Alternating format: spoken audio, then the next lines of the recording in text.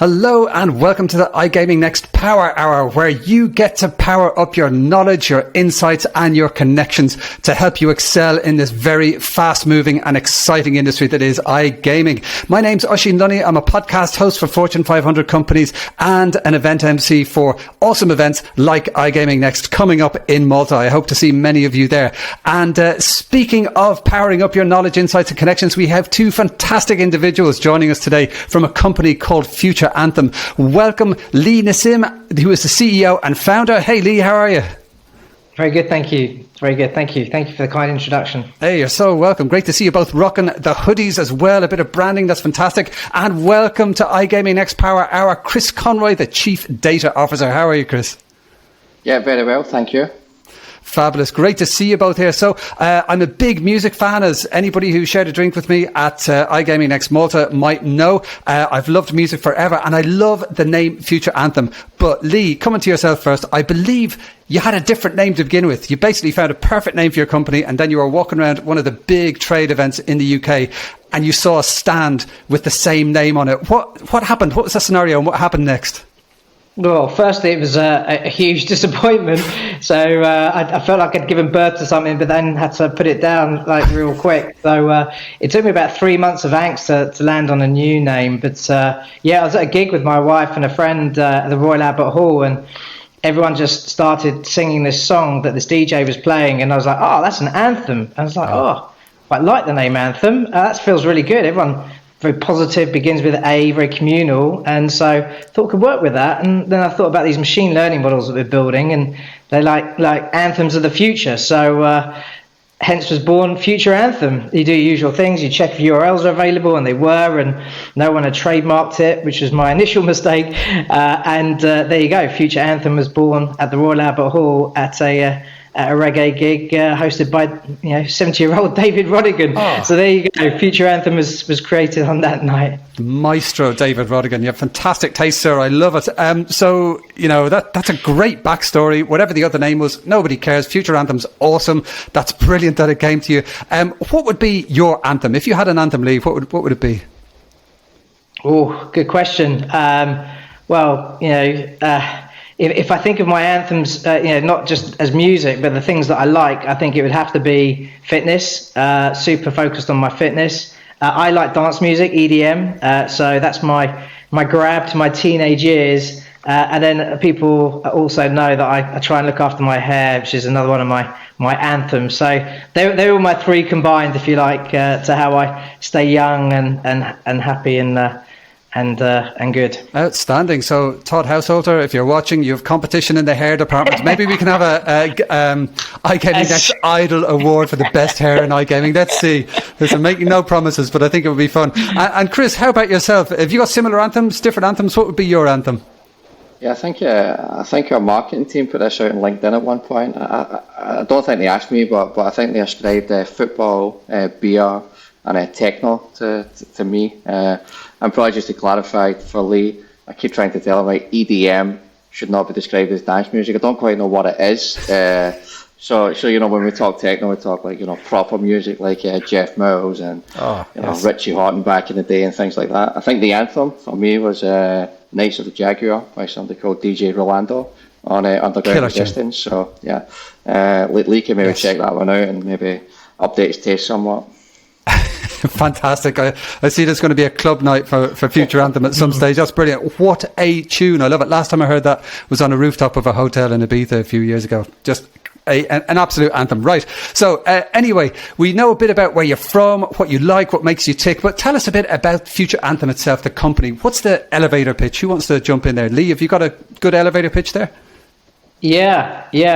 Well, I mean, it's always developing as an elevator pitch, but really we hone it down to player experiences.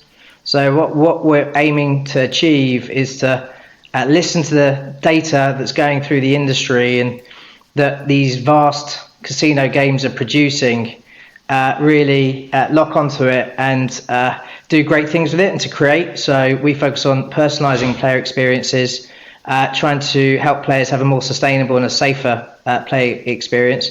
and also to use the data that's coming from the games to help studios and operators build better games and better gaming products. So really, it's using this fragmented, scattered data set that sits within inside Casino, and helping use it to create these predictive patterns and insights into player behaviours. So that's what Future Anthem stands for, and what we're doing in the industry.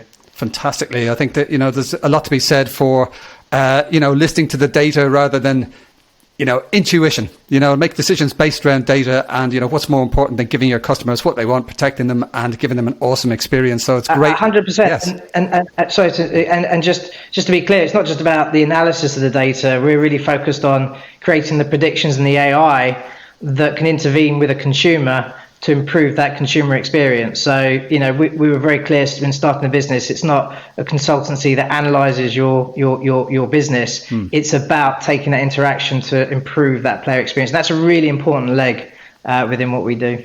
Totally. That's absolutely brilliant. Great. Well, I'm going to be asking you for places to look for more information a bit later. But first, you do also generate your own data as well. You have the State of Online Gambling survey.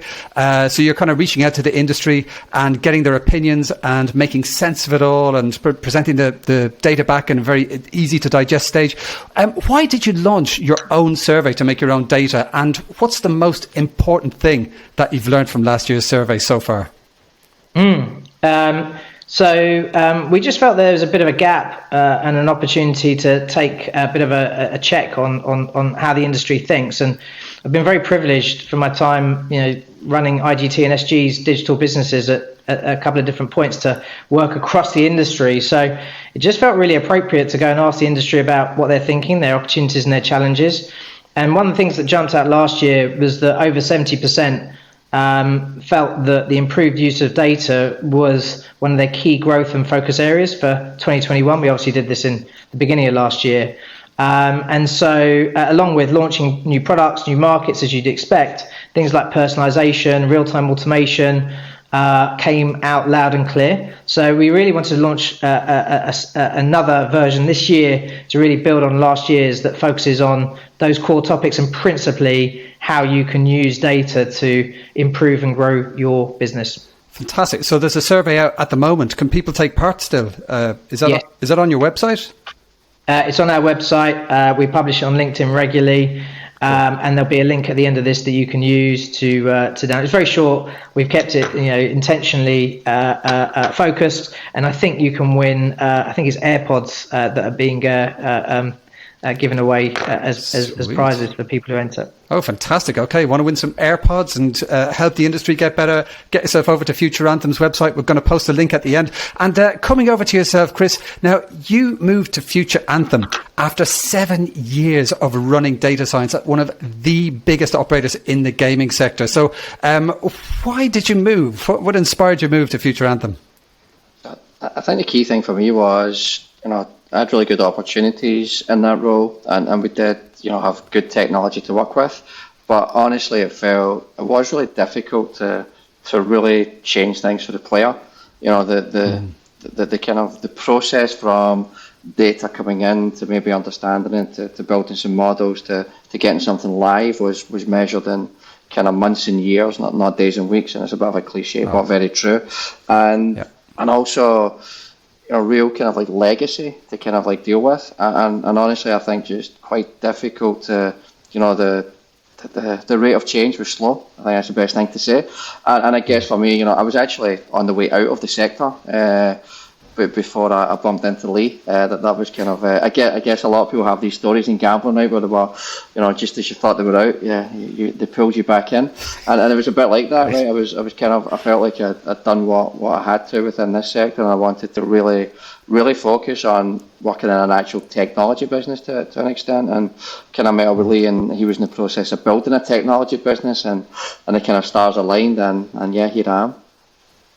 Fantastic. Well, I think that's good news all round. That was a very good decision and a nice bit of serendipity there.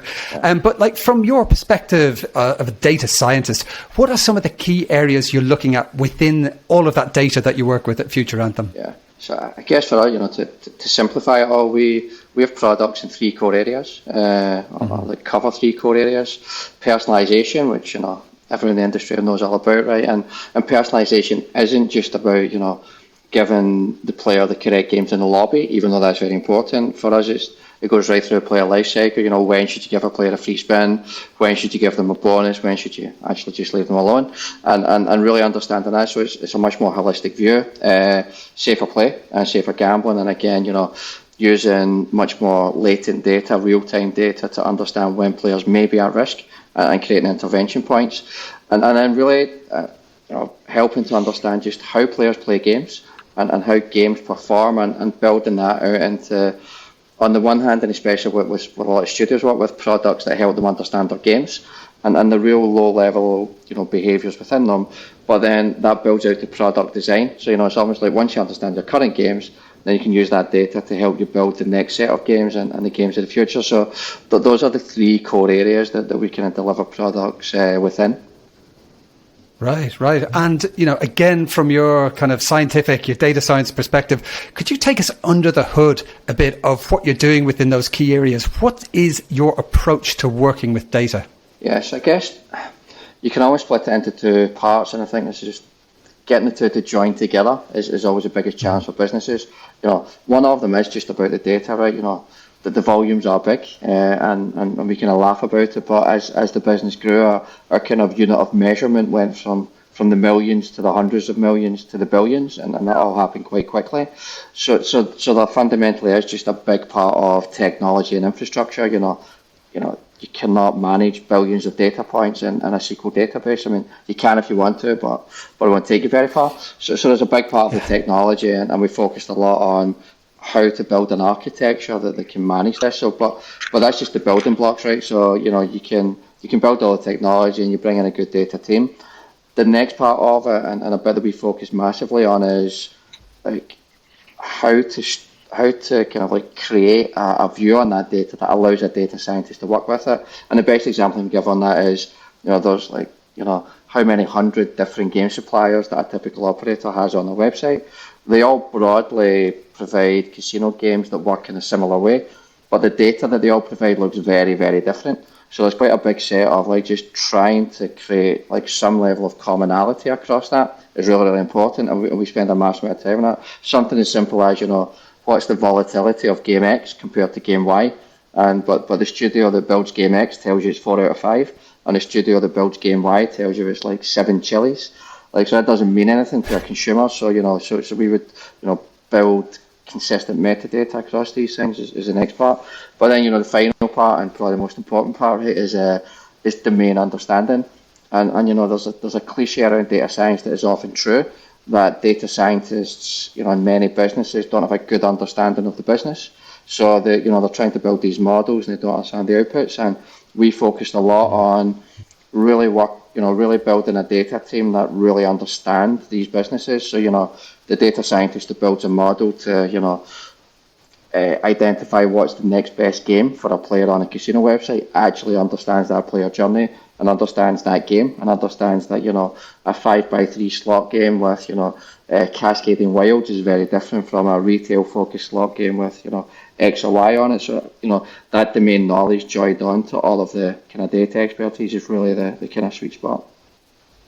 Absolutely. It's not just data, and a data scientist will work with any data. It's sort of like you're bringing the expertise from the sector there, 7 years yourself. I know you brought together a fantastic team, but in terms of a client coming to you and you're onboarding them and they give you a bunch of data, in layman's terms, what happens to their data when they start working with you, for instance? So I guess in layman's terms, we put it through a process to turn it into something that we already know is inside it, if that makes sense. So the best example is, we get a data set from Oisin, Lunny casino.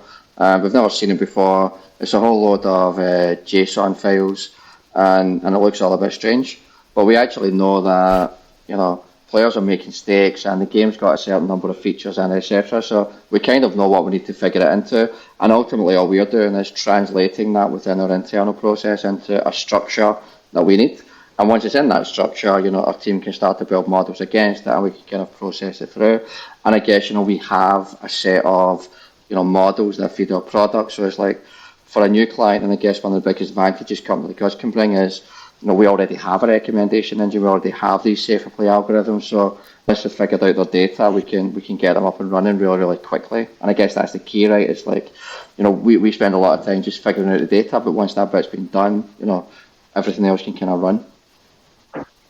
Very good. So you're kind of, cleaning the data, getting the house in order, and then applying that expertise, that data science expertise on top of it. Brilliant. Absolutely great. So Leigh, I'm going to come back to yourself now.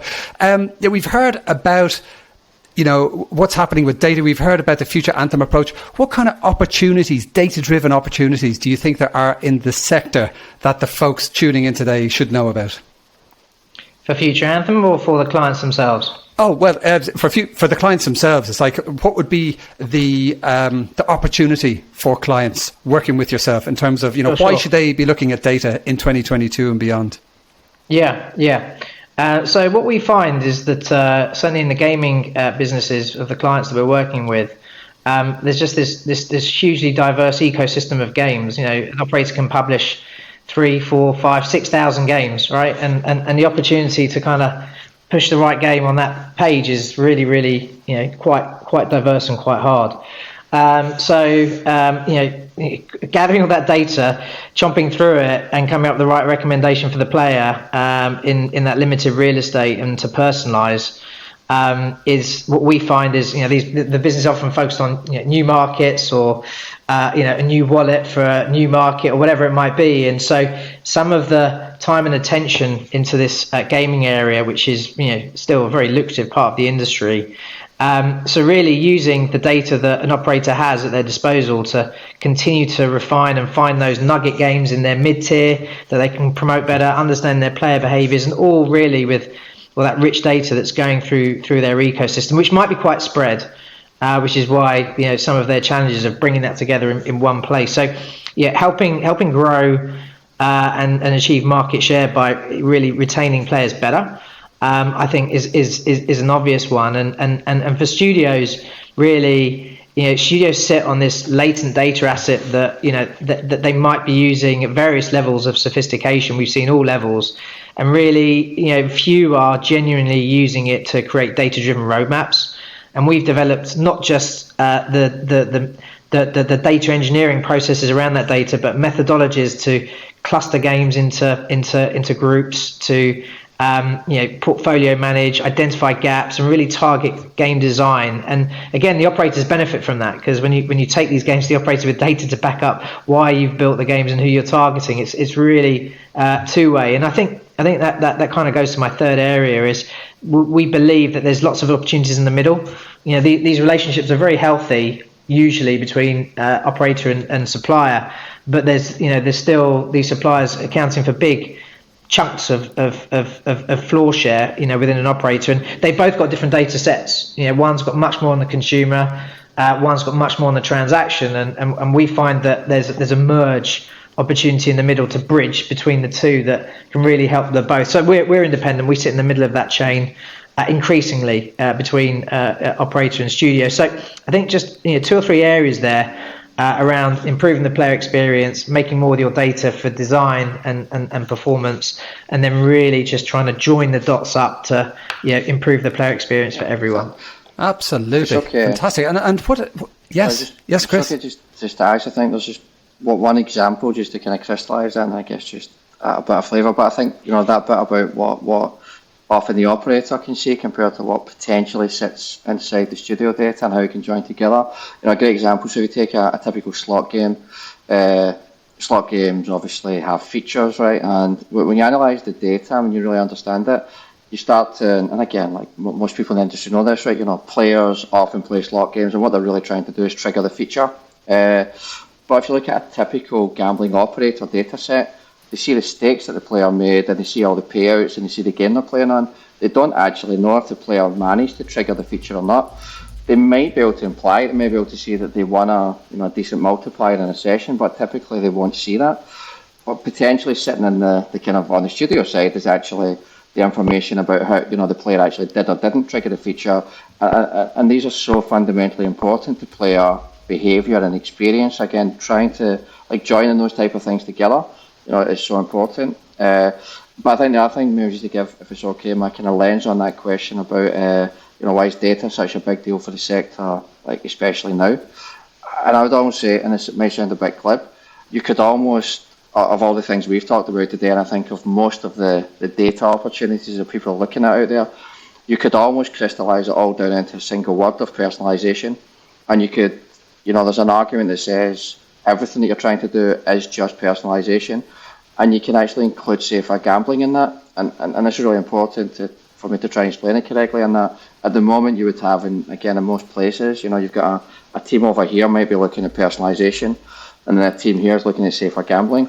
But true personalisation would say that from the moment that the player joined the casino, you start to understand them. From the moment that they have the first session, you start to understand their behaviours, and you start to be able to recommend to them the things that they may be interested in, etc. And if you truly understand that player over their life cycle, you can intervene really early on when you start to see that the play might be changing, and you start to see that the play is different from what it used to be, and making that really early intervention to say, not that the player's got a problem or that you're necessarily worried about, to say, do you know, Oisin, that, in the last week, your typical session length is 30 minutes, and, normally you only used to play for 10 minutes. Do you know that this week, you spent €200 and actually normally you only spend €50? And if you really do that right, that's basic, that's taking it away from this, the safer gambling thing where, we think you've got a problem, and taking it in a much more healthy arena of, we understand you as a player, we're really personalised, and last week, we told you that we think, you'd really love this new game. And we also told you that we think, here's some free spins because we know that you had a really poor RTP experience one day. And then when we come and tell you in a really personalised way that you started acting differently to what we expected, and are you sure that's okay? Surely a player's going to have a much higher propensity to respond to that than, another message about what responsible gambling tools might be available. So I think it's a really important to think with that. And if I'm being really honest, I think it's really difficult for most businesses to work in that way because they do tend to be quite siloed. And even if you think about it, business school 101, let's think about your business verticals. And if you think about business verticals, it becomes really difficult to deliver that quite holistic player personalisation. So I think for me, it's really about how we can truly do personalisation. And we would argue if you do personalisation really well, you can also develop a much safer, gambling arena. Absolutely. I mean, the holy grail of marketing is often referred to as a marketing segment of one, but you're actually doing like product development to a customer of one, a customer journey to a single person. It's all based on data and feedback, and it's iterative. So you're learning as they evolve the relationship with the company. So that's just, it's kind of holy grail stuff. But, from more of a kind of stepping back operational perspective, you spoke about pieces of data coming together there, and that kind of brings to mind, what happens with mergers and acquisitions. And of course, it's a hot topic. There's a lot of them at the moment. Regulation is a massive issue as well. So do you, come across scenarios, Chris, from a data scientist perspective, that you have to kind of wade in and sort out different data lakes or whatever it is and kind of unify them? And how does that relate to things like mergers and acquisitions and regulation and reg tech? Yeah, I guess we see it not just in terms of mergers and acquisitions, but just almost in general. So what we see is that we see a lot of different data sets, a lot of different parts of the industry, and yet they all look very, very different to each other, but they all fundamentally describe the same things. So what that tells you is that there's just no level of kind of consistency, commonality, and that's where a lot of the challenge becomes. And absolutely, clearly, I think everybody knows there's been one or two M&A activity in the industry over the last few years, right? And I think it's that classic scenario where, within the pitch and within the pitch decks you could put together, it's like, and the efficiencies over here will be X. And the reality is when you try and put two different data operations together, it more becomes a big challenge and a big cost rather than necessarily efficiency. So I think it's a massive kind of like a question for the industry about how to create more commonality such that when these M&A activities do happen, they can be more seamless. And I think it's well known in the industry that some of the ones that have happened in the past, it took a few years to figure it out, which is kind of madness when you think about that. Yeah, indeed. And I think yes. Also, the regulatory aspect, will continue to grow. And I think the regulatory expectation on operators and studios to use their data to improve and manage the gambling experience, again, is only going to grow. And we're seeing that in the UK at the head of the curve. And also, there's been a lot of talk about data-led and data evidence approach to the new Gambling Act. And we're certainly involved in some of those conversations around supporting the industry with those data points. I mean, we're very fortunate. We've seen now 45 billion bets in our platform. So we've pretty much seen every game, almost all territories, and have normalised all that data. So the opportunity to help the sector with data in advance of the Gambling Act is high, and our customers, are in those conversations. So we're definitely supporting our customers in that conversation. And I think, like I said, there's going to be an expectation from the regulator that everyone ups their game. And I think really, fundamentally around this, which we haven't really talked about, is just how technology is facilitating this. I mean, again, we feel very fortunate. We have a very deep partnership with Microsoft where we get active support from them. We speak to them every fortnight. We're on their growth program. They help us technically. They've helped us with some financially, with some cloud credits and some other things. And so it's not just a talking game. They really are acting to help us grow and scale. And again, we're leveraging their best of breed technologies and with other partners like Databricks. So again, the technology and the advances in technology are creating the environment for us to achieve, and by default helping our customers do more. So technology is really oiling this wheel across everything globally, which is super helpful. Yeah, totally. I mean, the world is moving so fast. The world of data is moving so fast. Digitization is like one of the main topics in every industry. If somebody is watching this, Leigh, and they're kind of thinking, I should really be getting a handle on all of this data stuff. It sounds like it's going to unlock a lot of competitive advantage, et cetera, et cetera. How do they start? I mean, where does that journey begin?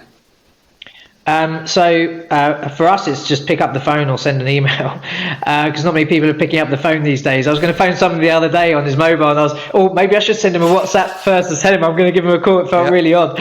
But anyway, I'm still old school and like to pick up the phone. So get in touch. We're intentionally very friendly, very open, and very transparent, because that's what we want to bring to the industry. When you look at Anthem, you've got a fantastic team with both operator and studio experience inside our business, and we've seen this has been some of the eye-opening things for me, is just seeing the different stages of data maturity all these businesses are at. You got some who have got real-time data flowing through their veins, and some who just can't get their data and it's stuck in different places. And now that we've worked with all, we've got solutions to help each, and also to kind of bring these guys up to here and help these guys manage themselves efficiently and share best practice of what we're doing and they're doing, and collaboration. So really, leverage us and our expertise from what we're seeing, both from Microsoft and from the industry overall. I mean, you can go and read online, and actually, we run this program called Tune Into Data, which, honestly, we're just getting going on, but it's designed to be a framework for data-orientated people to come together to have a conversation around data and the best use of data. So we run a couple of webinars, and we've got some plans to do more with it, but we're keen to create that environment where you can have that data conversation, because it's common to all these businesses. That's the great thing about the gambling industry. It's actually a business that's built upon data at its heart, with entertainment, with regulation, with tax, and all these interesting things that flow through it. So pick up the phone, send an email, get in contact, and we'd be happy to have a conversation with you on wherever you are on your journey. Fantastic. Well, we started this Power Hour session with a musical metaphor. We ended up hearing that you actually organise data jams, which is just fantastic. I love it. It sounds like an open invitation that a lot of people are going to be very intrigued by. So thank you both so much. Thank you, Leigh, Nissim and Chris Conroy from Future Anthem for joining us here on the iGaming Next Power Hour. And folks tuning in from home, if you want to check out the Future Anthem approach, do check out the Datadriven white paper via their website. And we're going to share this as well, I believe. It's called Amplifier, appropriately enough. And you can see the way in which Future Anthem works with data in a video that I believe we're going to play now if we have time. It's especially for game studios. So it's a great example of the kind of power that you can unlock with data, and by giving Leigh and Chris a shout. Thank you all so much for joining us. My name's Oisin Lunny. I will see you next time. Thanks very much. Thank you. Future Anthem launches Amplifier Game Recipes, the secret sauce to better game design. Currently, studios and operators are faced with several challenges. Studios need to stand out with successful, targeted content, and operators need to navigate through thousands of new game launches. The answer? Leverage your data, utilizing game data science to build game recipes. So, what are game recipes? They are a combination of AI, machine learning, and metadata that provide optimal features to target specific player behaviors and profiles. We work with you to design games for specific player behaviors, build a data-driven game roadmap, improve launch success rates, reduce game decay rates, grow floor share, promote new games to similar players. So, how are game recipes made? Step 1. Ingests your game data. Step 2. We normalize, enhance, and enrich it with additional metadata. Step 3. Train your data against our machine learning models run and built across billions of spins. And Step 4. Learn from player and game behavior.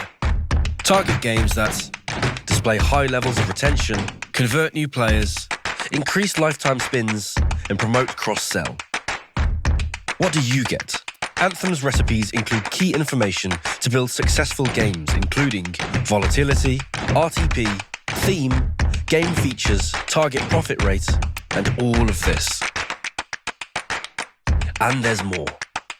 We can work with you to generate target player lists, build promotional plans, and launch your games. Start your journey today. Learn more at futureanthem.com. Future Anthem. Amplify your game.